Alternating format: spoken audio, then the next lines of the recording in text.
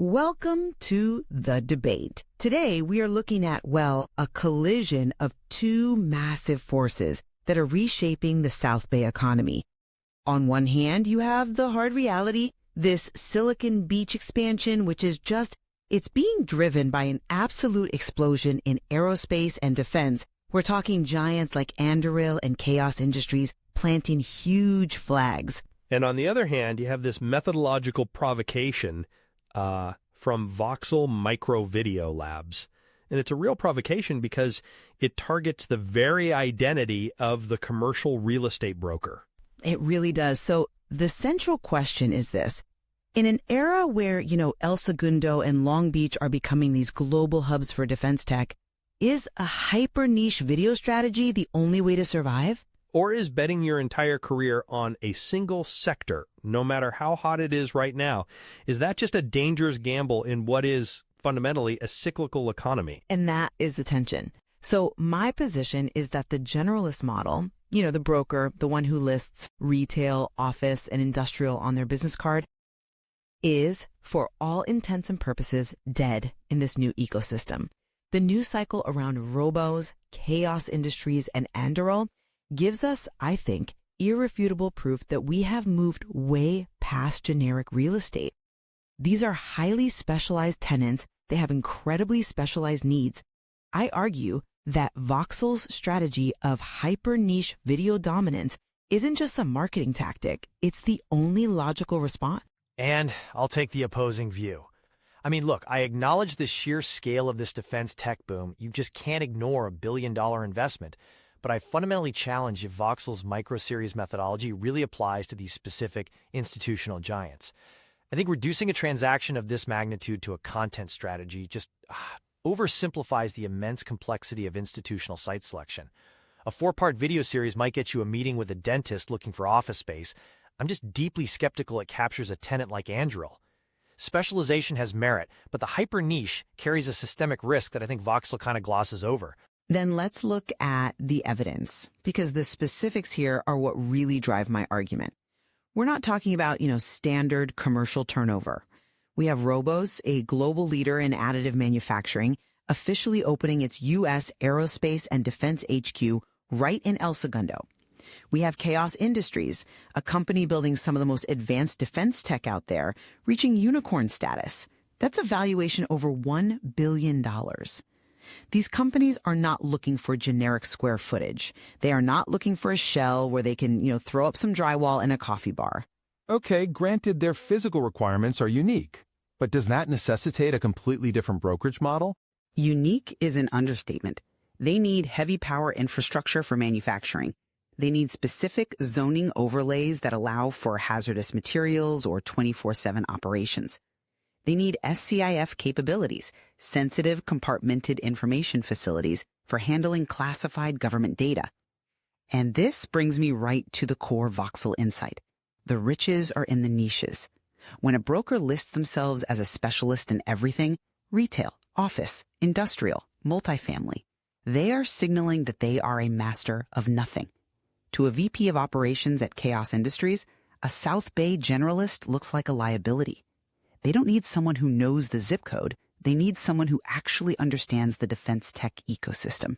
I don't dispute that the technical requirements are high. The Anduril Industries deal, it's spanning 1.18 million square feet across Long Beach and Lakewood. That's a testament to that. Governor Newsom highlighting $1 billion investment, that confirms the South Bay is solidifying as a premier defense hub.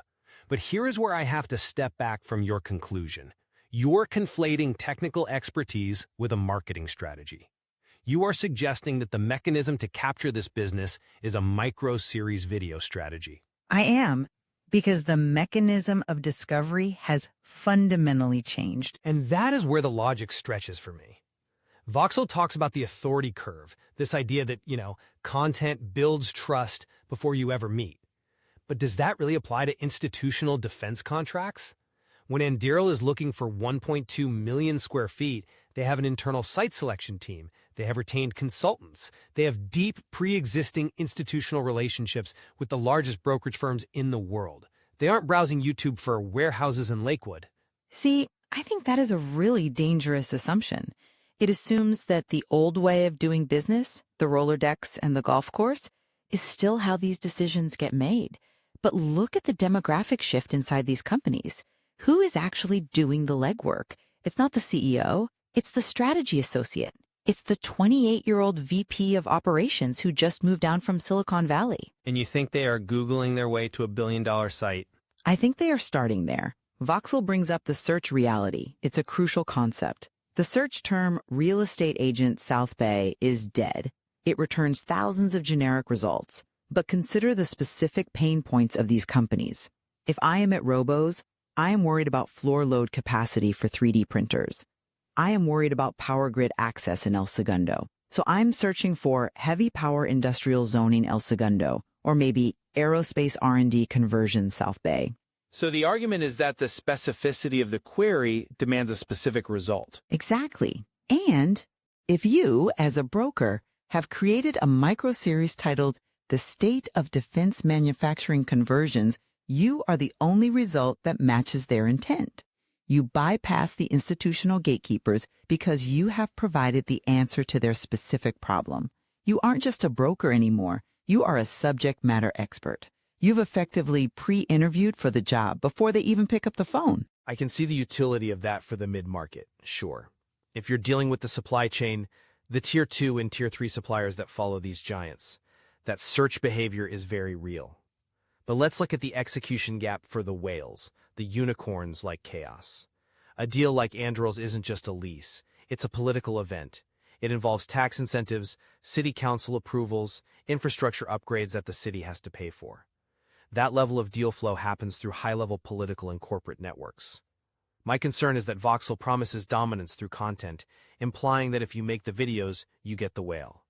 But that moat they talk about needs to be built of concrete experience and political capital, not just digital content. But you're treating network and content as opposing forces. I would argue that in 2026, content is the fuel for the network. How do you build political capital? You demonstrate you understand the nuances of the district. If a broker releases a breakdown of the Lakewood Industrial Redevelopment Plan and how it benefits defense contractors, that video gets shared. It gets sent to the city council member. It gets forwarded to the CFO of the defense firm. The content validates the expertise you need to even get in the room. It validates, sure, but does it close? Let's talk about the financial incentive Voxel leans so heavily on, fee compression. They argue that generalists are in a race to the bottom. It's the race to zero. In a generalist market, the seller looks at you and says, look, there are 50 other agents who can list this warehouse. Will you do it for 4%? And the generalist says yes because they're a commodity. They are interchangeable. That is the reality of a saturated market. But Voxel states explicitly, clients do not negotiate fees with the world's leading expert. This is the second pillar of my argument. With Silicon Beach becoming a global hub, the stakes for the tenants are just too high to cheap out on the advisor. If you are handling the Rebozo expansion and you get the zoning wrong, you cost them millions in delays. You don't hire the discount broker who also sells strip malls in Torrance. You hire the person who knows where the power substations are. By niching down, you eliminate fee compression because you have no direct competitors. You aren't cheaper. You are safer. I agree that expertise commands a premium. That's just basic economics. But I want to push back on this moat concept again. Voxel urges brokers to claim a territory. They use examples like cold storage logistics in Carson. That is incredibly narrow. And when we talk about defense tech, we are introducing a level of liability that a video series simply cannot mitigate. If you position yourself as the defense tech expert and you miss one critical detail regarding environmental compliance for additive manufacturing, the liability is massive. But isn't that an argument for specialization? A generalist is more likely to miss that detail because they're distracted by a retail lease over in Redondo Beach. The specialist lives and breathes those regulations. Perhaps, but consider the risk of the hyper-niche from a portfolio perspective. The defense industry is notoriously cyclical. It is boom and bust, driven by administration changes, by geopolitical spending. If a broker follows Voxel's advice and pivots 100% to defense tech real estate, they're essentially becoming an employee of the sector without the benefits. If the budget gets cut or if the VC funding for these unicorns dries up, the specialist starves. The generalist, the one dealing with multifamily and retail, has a hedged portfolio. I think that view is too conservative for the current moment. We're not talking about a temporary spike. We are seeing a structural shift in the South Bay economy. El Segundo is becoming the new Huntsville or Northern Virginia, but with a tech overlay. To ignore that and stay broad is, well, it's borderline negligence. But let's talk about the execution, because I think you're underestimating how actionable this is. Voxel isn't saying start a YouTube vlog. They are talking about a micro-series. Walk me through the difference, because to a lot of people, making content just sounds like noise. A vlog is day in the life of a broker. Nobody cares. A micro-series is a finite educational asset. The guide suggests 4 to 6 episodes. So let's apply it to our topic. Imagine a series titled The Defense Tech Infrastructure Guide to the South Bay. Episode 1, Understanding Power Loads for Additive Manufacturing. Episode 2, The SIFE Overlay, Security Clearance Zones in El Segundo. Episode 3, Retrofitting Legacy Warehouses for Aerospace. Okay, that is significantly more substantive than a market update. That actually provides utility. I'll give you that. Exactly. And the beauty of the Voxel strategy is that this asset works while you sleep. You film it once, then when a company like Chaos Industries starts scouting, or more likely, when their Series B investors start asking about facility expansion, that content is discoverable. By the time they contact you, they've binged the series. They know you understand the difference between 3-phase power and single-phase. The interview is effectively over. You aren't selling yourself. You are consulting on the solution. It is a smart marketing funnel. I will concede that. It moves the trust-building phase into the digital realm. But I want to look at the niche finder quiz aspect Voxel mentions. They suggest finding an underserved market. So here's my critique. The news about Anduril and Chaos is everywhere. Everyone is reading the same headlines. If every broker in the South Bay decides to pivot and chase the defense niche, it instantly ceases to be a niche. It becomes a Shark Tank. That's a fair point. Saturation is a risk in any strategy. And let me finish that thought. If everyone pivots to defense tech, who is handling the rest of the market? The generalist, who maintains relationships across sectors, is actually better positioned to handle the ecosystem effects. Think about it. Anduril brings in thousands of high-paid engineers. They need housing. That's multifamily. They need high-end retail and dining. That's retail. They need medical services. The generalist understands how these sectors feed into each other. If you bet the farm on the campus deal, you miss the tidal wave of economic activity that follows it. You might be the defense tech guy, but the South Bay generalist is leasing the apartment complex across the street and the retail strip center next door. That's an interesting perspective, but I'd frame it differently. The generalist is fighting for the crumbs, while the specialist eats the cake. The broker handling the 1.18 million square foot campus transaction is making a career-defining fee. The broker leasing the sandwich shop next door is working for volume. And Voxels is very clear about this winner-take-all dynamic. The text says the first broker to film the series wins the niche. Winner take all, that is a very Silicon Valley mindset to apply to real estate. But it's true in search. There's only one top spot on Google.